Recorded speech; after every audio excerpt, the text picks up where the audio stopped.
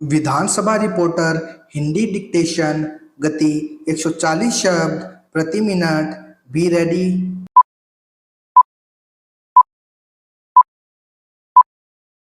Start. माननीय सदस्य, अगर मैं राजनीति को परिभाषित करूं तो मैं इसे सामाजिक प्रक्रिया के रूप में परिभाषित करूंगा जिसकी सहायता से सामूहिक शक्ति का गठन होता है तथा उसका व्यवस्थित, प्रसारित और विभिन्न सामाजिक संरचनाओं में उपयोग किया जाता है।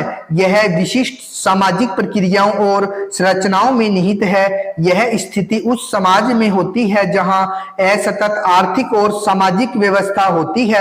सामाजिक दृष्टिकोण से राजनीति का अध्ययन सामाजिक संरचनाओं के भीतर राजनीतिक व्यवहार पर ध्यान केंद्रित करने के बारे में होता है। राजनीति का महत्व पूरे सामाजिक ताने बाने के संबंध में राजनीतिक रिश्तों की खोज के बारे में भी है तथा जिसकी यह जड़ है। राजनीति सत्ता से संबंध रखती है और यह तब उजागर होती है जब सत्ता में मतभेद होता है। इसलिए कोई भी सामाजिक संघ जहां मतभेद शामिल है उसे राजनीति कहा जाता है। वास्तव में राजनीति की अवधारणा मुख्य रूप से इस बिंदु पर जोर देती है कि प्रत्येक सामाजिक आधार में शक्ति संरचना शामिल होती है, न कि केवल एक जगह जहां सत्ता के संदर्भ में सामाजिक भूमिकाएं आधिकारिक तौर पर बनाई जाती है।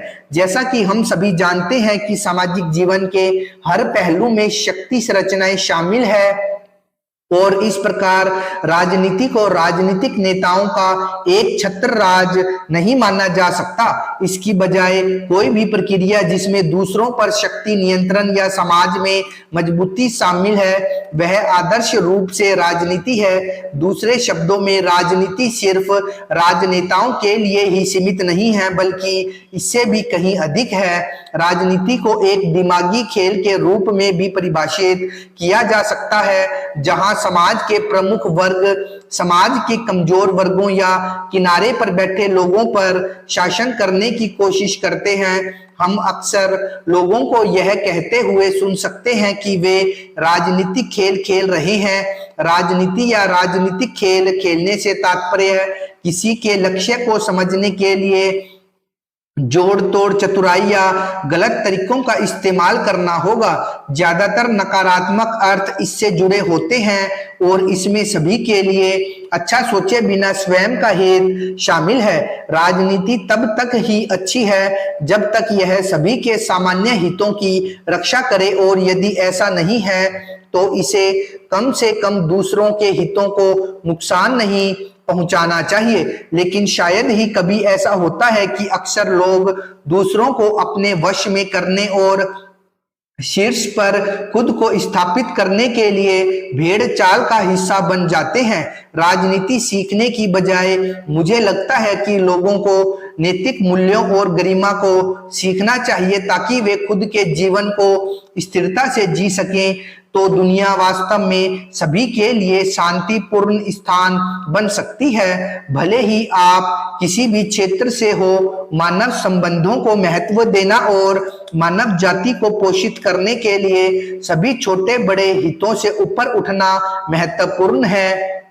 माननीय अतिथिगण, जैसा कि आप सभी जानते हैं कि चुनाव आसपास है और विभिन्न राजनीतिक नेताओं तथा उनकी पिछली उपलब्धियों की राजनीतिक दिमागी चालों को समझने की कोशिश कर किस पार्टी को वोट देना है इस बारे में बहुत सारी चर्चा चल रही है। राजनीतिक नेताओं के बंद दरवाजों के पीछे क्या चल रहा है और किस तरह के कदम वे उठाते हैं, चाहे वे किसी विचारधारा से जुड़े हैं या किसी राजनीतिक सोच से जिनका वे प्रचार करते हैं, वे कभी भी मासूमियत से भरे नहीं होते हैं और हमेशा उनकी राजनीतिक उठापटक षड्यंत्र योजनाओं का हिस्सा होते हैं। फिर भी अगर हम उनकी राजनीतिक चालों को समझ नहीं पाते हैं तो हम कम से कम यह समझ सकते हैं कि राजनीति क्या है।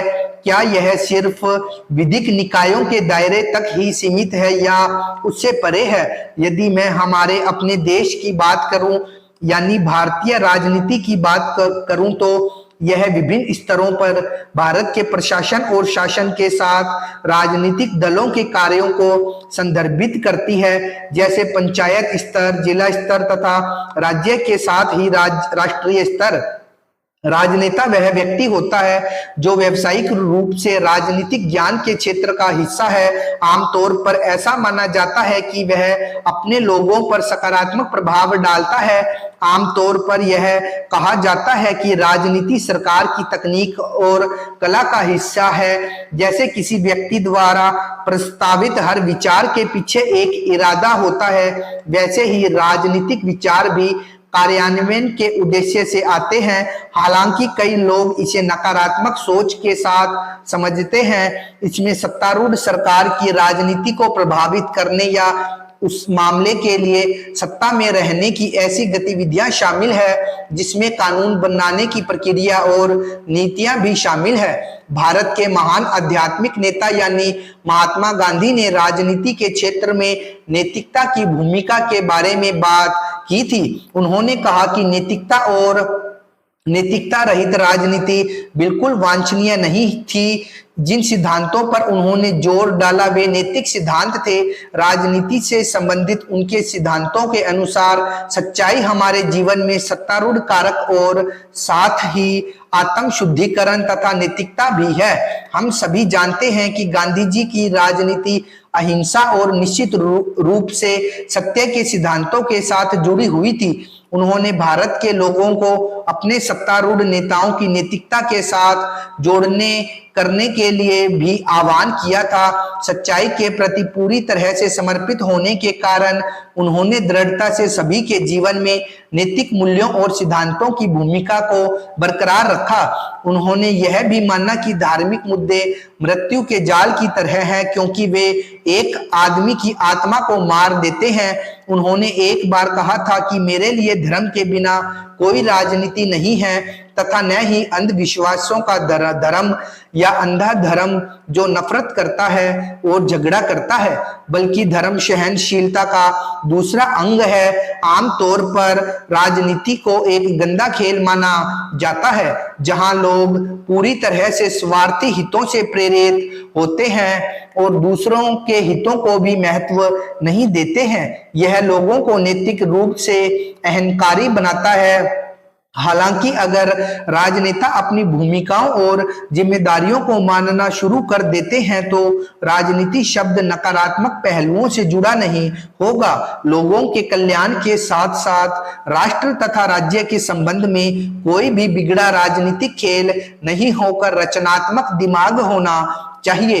राजनीति एक बहुत ही प्रचलित शब्द है क्योंकि इससे विभिन्न लोगों के अलग अलग अर्थ जुड़े हैं तथा इसके लिए कोई विशेष तय परिभाषा नहीं है। हालांकि मैं अपनी परिभाषा को निम्न तरीके से रखना चाहूंगा कि राजनीति वह प्रक्रिया है जिसमें एक संगठन के सदस्यों द्वारा निर्णय किया जाता है। राजनीति का दूषित होना भी आज देश के लिए एक प्रमुख समस्या बन चुका है। पैसों की राजनीति में भाई भतीजावाद का होना, एक दूसरे को नीचा दिखाने की राजनीति, दल बदल आधारित राजनीति आदि कारण राजनीति को दूषित बनाते जा रहे हैं और एक सुगम राजनीति की दिशा से विचलित हो रहे हैं। इन सब बातों पर ध्यान देते हुए राजनीति के विषय में चर्चा करें तो आज की राजनीति स्वतंत्रता के दिनों की राजनीति से बिल्कुल विपरीत हो गई है। एक देश ऐसी राजनीति के आधार पर कभी आगे नहीं बढ़ सकता और यदि ऐसी राजनीति के बलबूते पर यदि किसी देश की सरकार बनाई जाती है तो यह उस देश के लिए एक अभिशाप मात्र ही होगा। राजनीति को सही दिशा में ले जाना देश की सरकार, देश के राजनेताओं या अधिकारियों का ही नहीं बल्कि इस देश का प्रत्येक नागरिक का भी कर्तव्य होता है। और यदि हम और ये सभी मिलकर एक स्वच्छ राजनीति की ओर अग्रसर होंगे तो अवश्य ही देश की उन्नति की दिशा में भी हम आगे बढ़ेंगे। राजनीति को किसी धर्म विशेष, समुदाय विशेष, जाति विशेष से जोड़ना इस बात की ओर संकेत करता है कि ऐसी राजनीति किसी एक व्यक्ति विशेष का हित साधने के लिए की जा रही है और इसमें उसका स्वयं का हित ही शामिल है।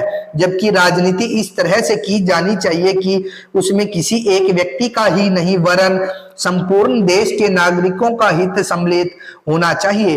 राजनीति की परिभाषा आज के समय में बिल्कुल विपरीत हो गई है और इस परिभाषा के आधार पर हम उस तय मार्ग की ओर नहीं बढ़ सकते हैं जो हमारे स्वतंत्रता सेनानियों ने देश के विकास के लिए तय किया था और उसके लिए अपना सर्वस्व त्याग कर देश को स्वतंत्रता दिलाई थी।